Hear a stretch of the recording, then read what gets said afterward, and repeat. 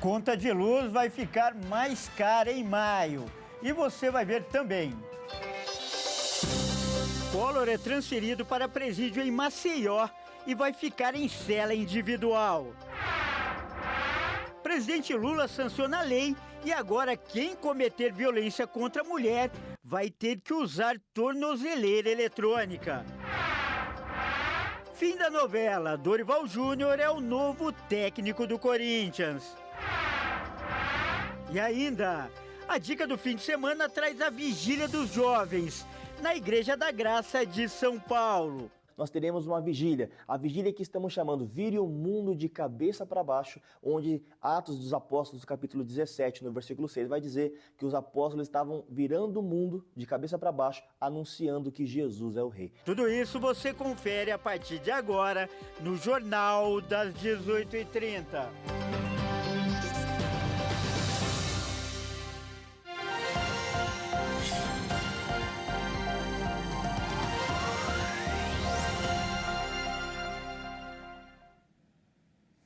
Olá, seja muito bem-vindo. Nós estamos ao vivo, agora são 18 horas e 37 minutos pelo horário de Brasília. Eu sou o Kleber Werneck e a partir de agora você confere comigo as principais notícias desta sexta-feira. E a gente começa com uma notícia não muito boa para o bolso do consumidor. Isso porque a conta de luz do brasileiro vai ficar mais cara. Após 5 meses sem acréscimo no valor, a ANEEL informou que nesta sexta-feira, a bandeira tarifária amarela entrará em vigor no próximo mês de maio. A Agência Nacional de Energia Elétrica, a ANEEL, decidiu implementar a bandeira tarifária amarela nas contas de energia no mês de maio. Com isso, os consumidores terão custo extra de R$ 1,88 a cada 100 kWh consumidos. Segundo a agência, a decisão foi tomada devido à redução das chuvas em razão da transição do período chuvoso para o período seco do ano. Criado em 2015 pela ANEEL, o sistema de bandeiras tarifárias reflete os custos variáveis da geração de energia elétrica. Divididas em níveis, as bandeiras indicam quanto está custando para o Sistema Interligado Nacional gerar a energia usada nas residências, em estabelecimentos comerciais e nas indústrias. Quando a conta de luz é calculada pela bandeira verde, não há nenhum acréscimo. Quando são aplicadas as bandeiras vermelha ou amarela, a conta sofre acréscimos a cada 100 kWh consumidos. Desde dezembro do ano passado, a bandeira tarifária vinha permanecendo verde, ou seja, sem cobranças extras. O acionamento da bandeira amarela em maio já vinha sendo previsto por consultorias, que apontavam também a possibilidade de custos ainda maiores nos próximos meses, com bandeiras vermelha 1 e 2 nos próximos meses. E o julgamento virtual do ex-presidente Fernando Collor no STF está com um placar de 4-0 para que seja mantida a prisão. O ministro Gilmar Mendes fez um destaque e levou a decisão para o plenário físico da Corte. Mesmo assim, os demais ministros ainda podem inserir seus votos no plenário virtual até às 23 horas e 59 minutos desta sexta-feira. O ministro Alexandre de Moraes, do Supremo Tribunal Federal, determinou que o ex-presidente Fernando Collor seja transferido para a ala especial do presídio Baldomero Cavalcante de Oliveira, em Maceió. Ele também ficará em regime fechado, em uma cela individual do presídio. Moraes tomou a decisão após a audiência de custódia de Collor na Superintendência da Polícia Federal em Alagoas. Durante a audiência, Collor pediu para ficar preso na capital alagoana e não ser transferido para Brasília. A defesa do ex-presidente ainda pediu para que ele fosse mantido em prisão domiciliar por ele já ter 75 anos de idade e além de sofrer com Parkinson, apneia grave do sono e transtorno afetivo bipolar. Porém, Alexandre de Moraes afirmou que a direção do presídio de Maceió tem totais condições para tratar da saúde de Collor e encaminhou a solicitação de prisão domiciliar para análise da Procuradoria-Geral da República. Porém, vai analisar os dois pedidos, tanto da prisão domiciliar para o ex-presidente e sobre ele ficar preso em Alagoas. Collor foi denunciado pela Procuradoria-Geral da República em agosto de 2015 por lavagem de dinheiro. O caso foi julgado no STF porque, na época da denúncia, o político era senador pelo PTB de Alagoas. Além do ex-presidente, 4 pessoas ligadas a ele também foram denunciadas. E o julgamento virtual do ex-presidente Collor no STF está com um placar de 4-0 para que a prisão seja mantida. O ministro Gilmar Mendes fez um destaque e levou a decisão para o plenário físico da Corte. Mesmo assim, os demais ministros ainda podem inserir seus votos no plenário virtual até às 23 horas e 59 minutos desta sexta-feira. Mudando de assunto, né? O presidente Lula aprovou a lei para a proteção das vítimas de violência doméstica. E a medida prevê o uso de tornozeleira eletrônica em caso de acusados de agressão.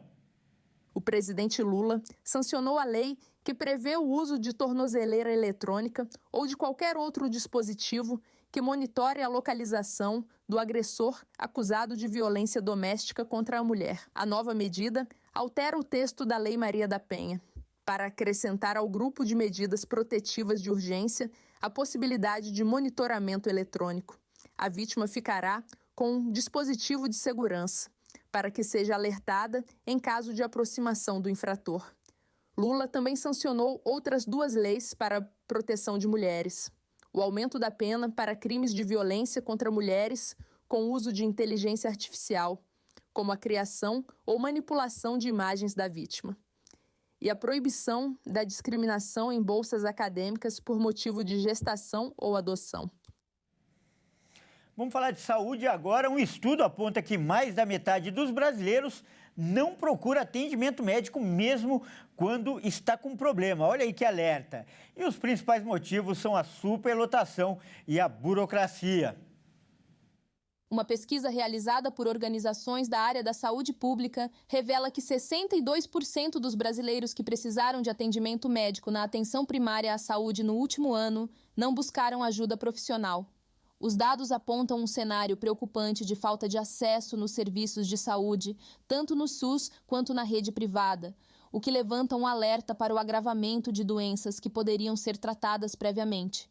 A informação faz parte do primeiro módulo do programa Mais Dados, Mais Saúde. A iniciativa tem como objetivo fortalecer políticas públicas por meio da produção de dados atualizados e representativos sobre o sistema de saúde brasileiro. O levantamento também apontou quais seriam os principais motivos para a falta de procura do atendimento médico. E a superlotação e demora no atendimento é o principal motivo, com 46% das respostas, seguido da burocracia no encaminhamento, com 39%, a automedicação, com 35%, e, por fim, a crença de que o problema não era grave, com 34% das respostas. O levantamento também identificou que muitos brasileiros tentaram acessar os serviços de saúde e não conseguiram. Segundo os autores do estudo, o dado reforça a sobrecarga e as falhas estruturais do sistema, o que acaba desestimulando a população. Os condomínios do Rio de Janeiro não podem proibir que os moradores criem animais de pequeno porte. A lei com a medida foi sancionada pelo governo do estado. E quem traz as informações é o Anderson Nascimento. Um projeto de lei sancionado pelo vice-governador do Rio, Thiago Pampulha, proíbe que a convenção de condomínio impeça que moradores criem animais de pequeno porte. Há exceções no projeto. De acordo com o texto, a restrição à criação e guarda de animais de qualquer espécie, seja nas unidades autônomas ou nas áreas comuns dos condomínios, só poderá ocorrer quando o animal apresentar risco à segurança, higiene, saúde e ao sossego dos moradores e frequentadores do local. A lei não especifica qual é o parâmetro que definirá o que é um animal de pequeno porte. Inicialmente, o texto do parlamentar era mais abrangente e queria proibir os condomínios de impedirem a criação de animais no geral, mas essa redação foi alterada após discussões na Assembleia Legislativa do Rio de Janeiro. E veja a seguir. Fim da novela, Dorival Júnior é o novo técnico do Corinthians. E ainda, neste fim de semana, acontece a Vigília dos Jovens na Igreja da Graça de São Paulo. Nós voltamos já.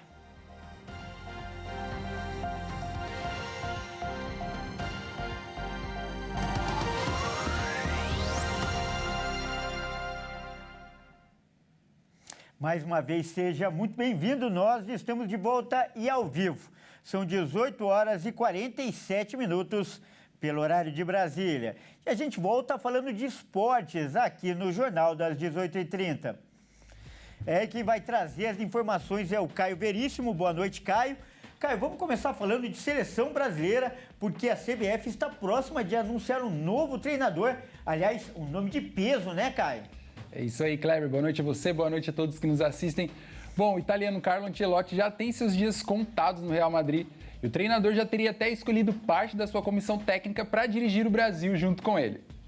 Depois do vexame que a seleção brasileira sofreu contra os argentinos naquele traumático 4-1 pelas eliminatórias da Copa do Mundo, que culminou na demissão de Dorival Júnior, o próximo compromisso do Brasil será só no dia 5 de junho, contra o Equador, pela mesma competição. E a comissão da CBF está confiante de que para essa partida, finalmente, o tão sonhado treinador Carlo Ancelotti já estará no comando da equipe brasileira. Se a questão que dificultou por tanto tempo o acerto com a seleção era a permanência do italiano no Real Madrid, agora a imprensa espanhola já dá por certa a sua saída do clube merengue, faltando definir apenas em que momento isso irá ocorrer. As conversas entre o presidente da CBF, Edinaldo Rodrigues, e Carlo Ancelotti avançaram nos últimos dias. A projeção é de que o treinador chegue à seleção acompanhado de 2 auxiliares, o filho Davide Ancelotti e o também italiano Francesco Mauri. O último compromisso do Real Madrid é no dia 25 de maio, pela última rodada do Campeonato Espanhol. Toda a expectativa gira em torno desta data, pois ao fim da La Liga, o esperado é que realmente saia o anúncio do fim do contrato de Ancelotti com o Real Madrid, e assim o caminho para chegar à seleção brasileira enfim estará livre.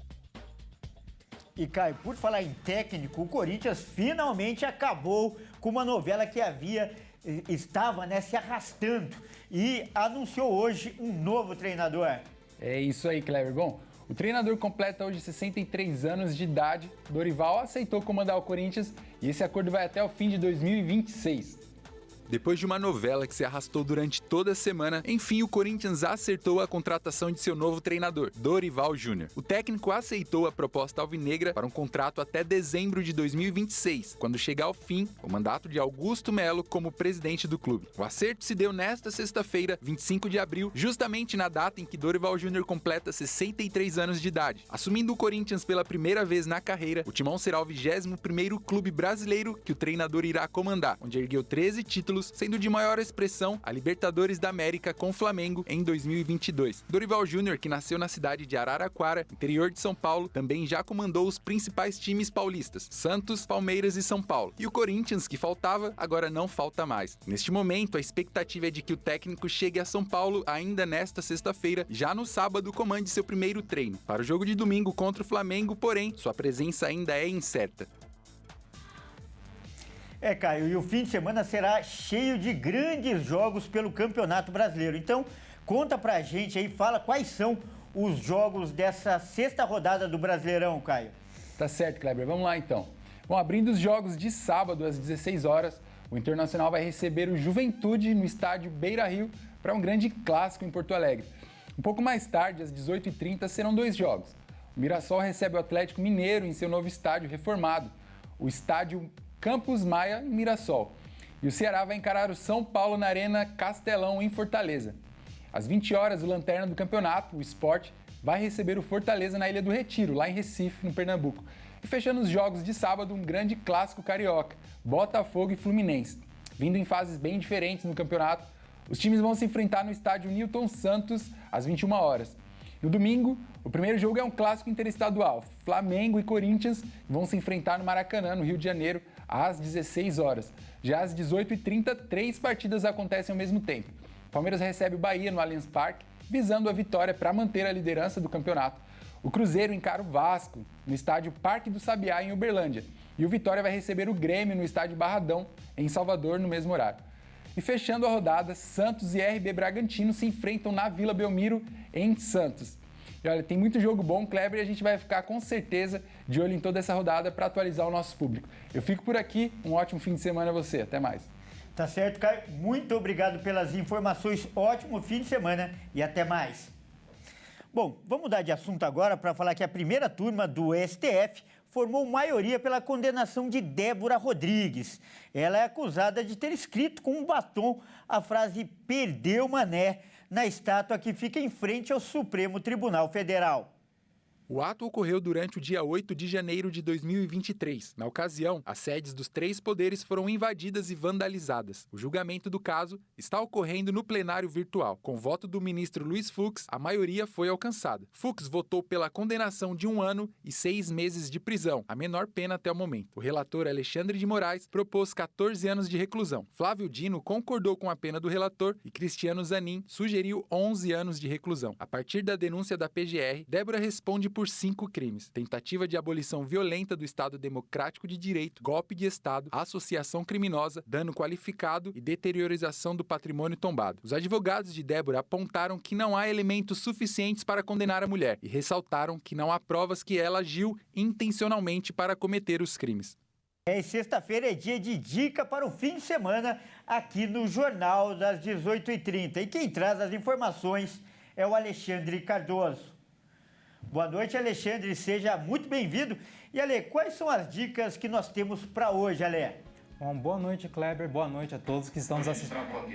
Tá bom, eu vi que não dividiu.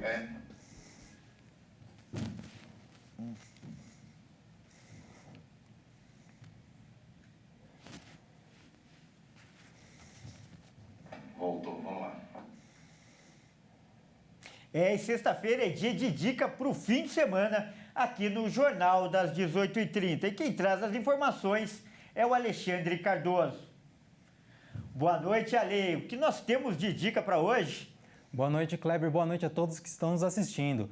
E a primeira dica para esse fim de semana comemora a trajetória de um dos maiores jogadores do mundo. A exposição The Messi Experience, a Dream Come True, finalmente chega em São Paulo, depois de passar por Los Angeles, Miami e Buenos Aires, e mergulha na vida e carreira de Messi, o astro que foi eleito 8 vezes como o melhor jogador do mundo pela FIFA. A amostra acompanha desde sua infância em Rosário, na Argentina, até sua consagração na Copa do Mundo de 2022 no Catar. Com projeções em 360 graus, realidade aumentada e tecnologias de ponta, os visitantes poderão até treinar como Messi e interagir com ele de maneiras completamente inovadoras. A exposição se encontra no Shopping Eldorado, com estreia nesse sábado, e vai se estender até o fim de maio, de segunda a sábado, das 10 da manhã às 10 da noite, domingos e feriados, das 11 da manhã às 8 da noite, e ingressos a partir de R$ 50. Olha, muito legal essa dica aí, Ale. Vou até sugerir para o Caio Veríssimo. E, Alexandre, sexta-feira também sempre tem algum lançamento do universo da graça. O que temos de novidade para hoje? Olha, Kleber, temos um convite especial dos jovens que vencem da Igreja da Graça. Hoje temos uma vigília que promete virar tudo de cabeça para baixo. E quem vai trazer os detalhes desse evento é o pastor Alan Castro. Fala pessoal, tudo bem? Aqui quem está falando é o pastor Alan e eu quero fazer um convite todo imperdível para você.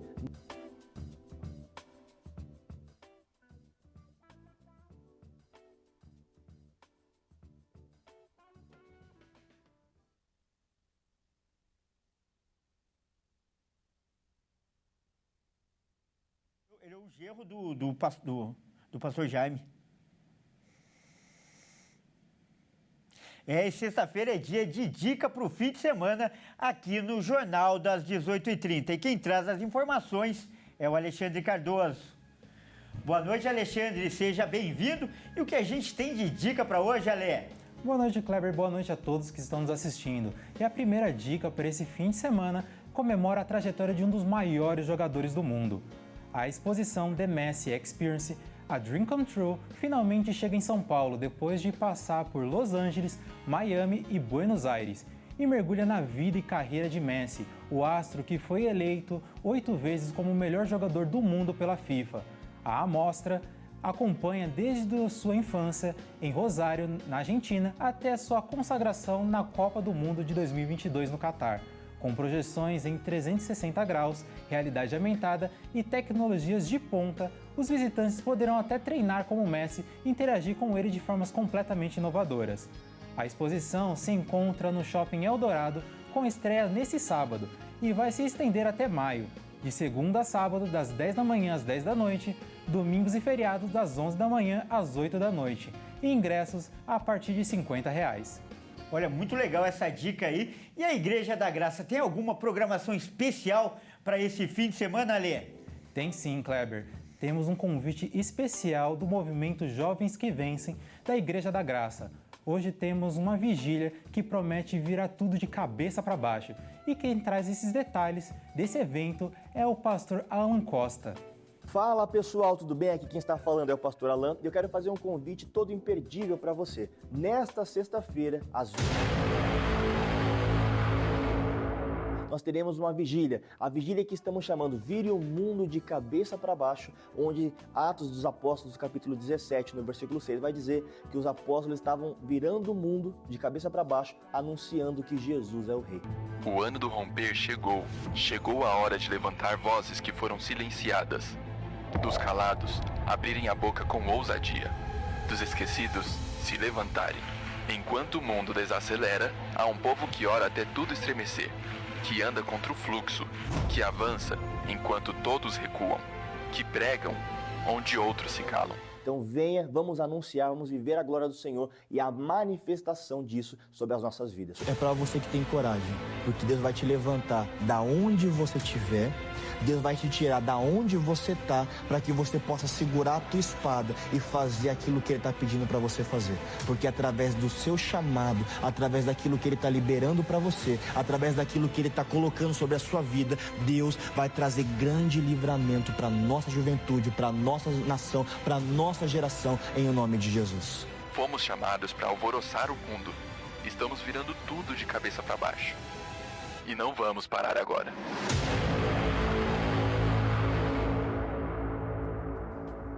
Deus abençoe, conto com a tua presença hoje às 22 horas. Por hoje é só, Kleber, mas semana que vem nós voltamos com mais dicas. Boa noite a você e a todos que estão nos assistindo. Muito obrigado pelas dicas, Alê, e ótimo fim de semana para você. Bom, é isso aí, o Jornal das 18h30 fica por aqui. Eu agradeço demais pela sua companhia. Ótima noite, ótimo fim de semana e até segunda.